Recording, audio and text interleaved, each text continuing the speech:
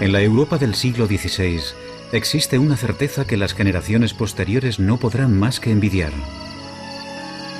Todo el mundo sabe que la Tierra es el centro del universo. Pero esa visión tan alentadora de nuestro mundo se está empezando a resquebrajar. Y uno de los principales causantes de ello es el autoproclamado genio Galileo Galilei. Galileo era un hombre engreído que tenía su carácter.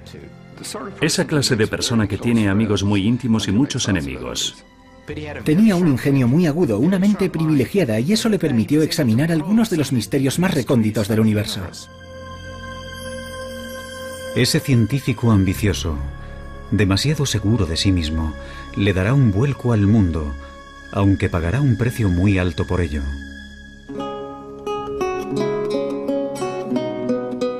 Galileo nace en 1564 en Pisa, Italia. Su padre, laudista, es bien conocido por rechazar las convenciones para crear una nueva forma de armonía musical. Galileo hereda esa rebeldía de su padre. A los 25 años se convierte en profesor de matemáticas de la Universidad de Pisa.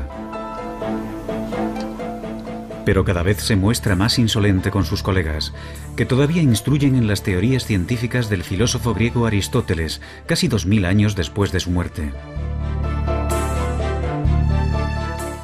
No olvidemos el hecho de que antes de Galileo no había ciencia tal y como nosotros la conocemos. De acuerdo con la filosofía aristotélica, por ejemplo, los cuerpos en movimiento se detenían no por la fricción, sino porque se habían cansado, y caían al suelo no por la gravedad, sino porque anhelaban estar unidos a la Tierra. Galileo encuentra absurdos tales ejemplos. Esos grandes personajes que se proponen descubrir la verdad y no llegan a encontrarla nunca me ponen enfermo, escribe más tarde. No consiguen encontrarla porque siempre miran en el lugar equivocado.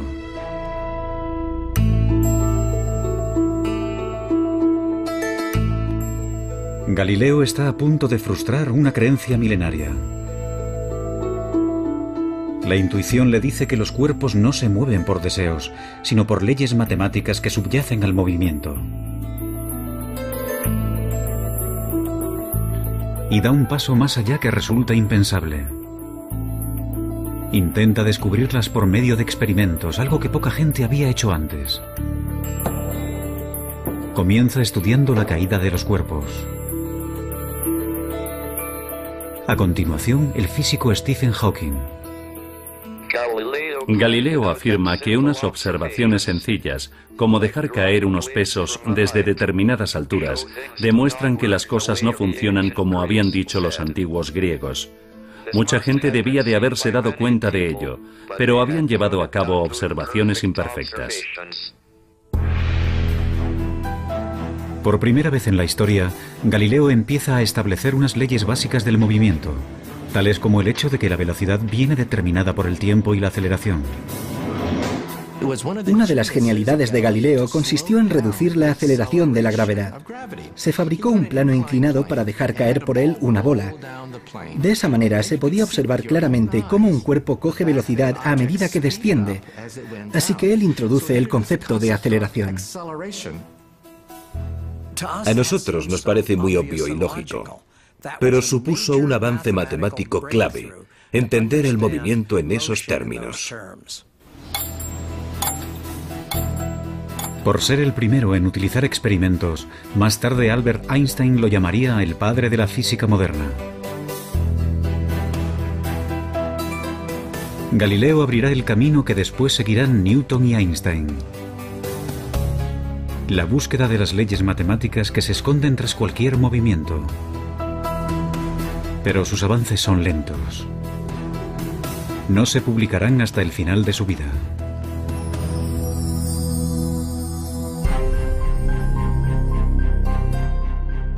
A los 45 años, Galileo continúa siendo un matemático mal pagado.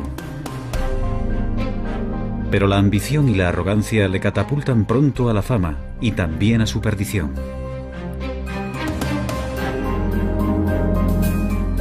En 1609, Galileo oye hablar de un catalejo, un aparato como de juguete que hace que los objetos distantes parezcan cercanos.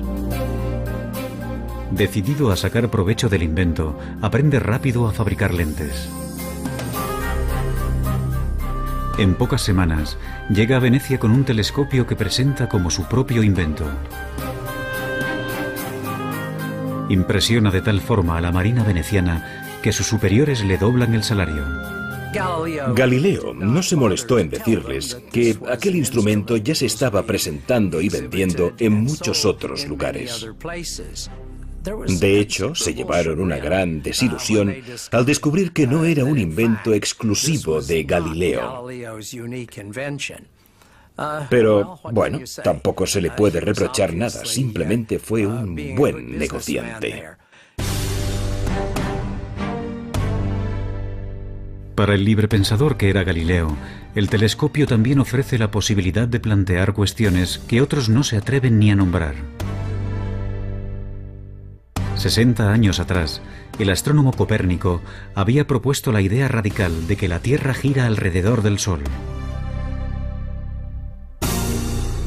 Pero Copérnico contaba con escasas pruebas para su teoría. Una teoría que contradice pasajes de la Biblia. En la época de la Inquisición, tales especulaciones se consideran herejía.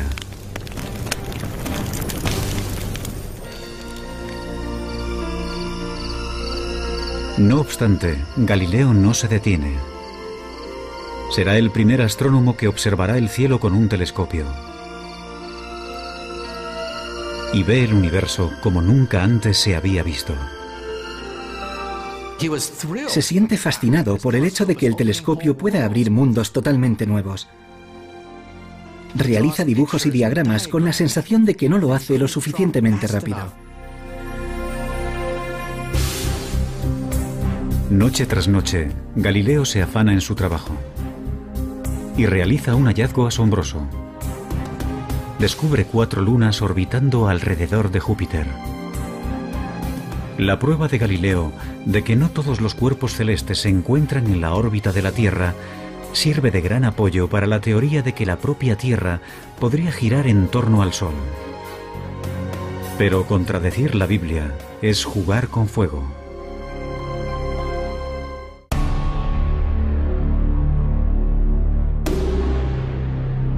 Galileo se muestra impaciente ante aquellos que ponen en duda sus nuevas teorías. Él ha visto el universo de una manera nueva, con sus propios ojos. ¿Cómo puedo hacer esto sin que suponga una pérdida de tiempo?, escribe, cuando esos peripatéticos a los que hay que convencer se muestran incapaces de seguir el más simple y fácil de los argumentos. Galileo utilizaba su ingenio mordaz para atacar a la gente, y eso no le proporcionó muchos amigos.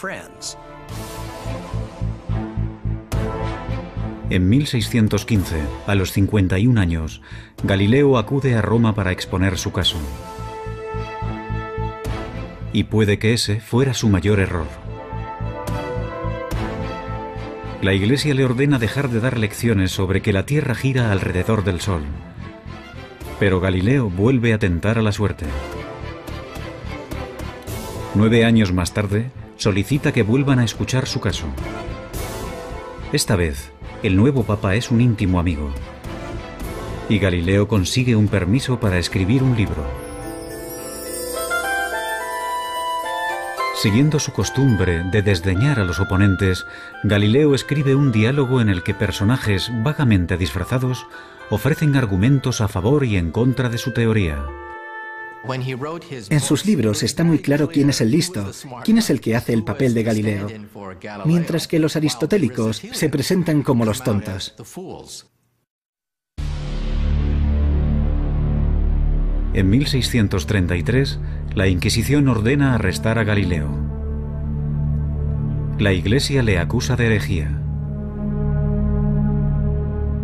Pero quizás la verdadera razón por la que enjuician a Galileo es que ha ido demasiado lejos en sus esfuerzos por persuadir.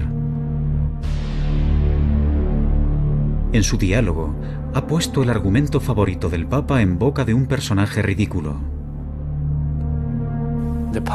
Gente cercana al Papa le advirtió de que en su libro Galileo había intentado que pareciera un estúpido. Y perseguir sistemáticamente a Galileo y mantenerle en arresto domiciliario para el resto de su vida fue una decisión personal del mismo Papa. En realidad no fue idea de la Iglesia, fue una decisión personal del Papa por una profunda ira hacia un amigo. Galileo espera un simple acuerdo. En lugar de eso, le amenazan con torturarlo. Rendido ante lo inevitable, se arrodilla y se retracta.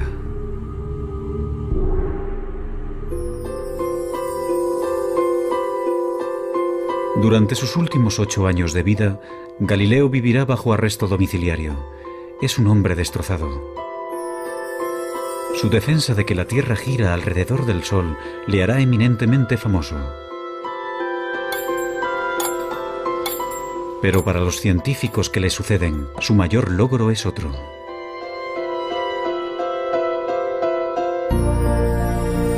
En sus últimos años de vida, escribe un libro con el que completa el trabajo iniciado de joven. En él, demuestra que es posible utilizar las matemáticas para analizar el movimiento.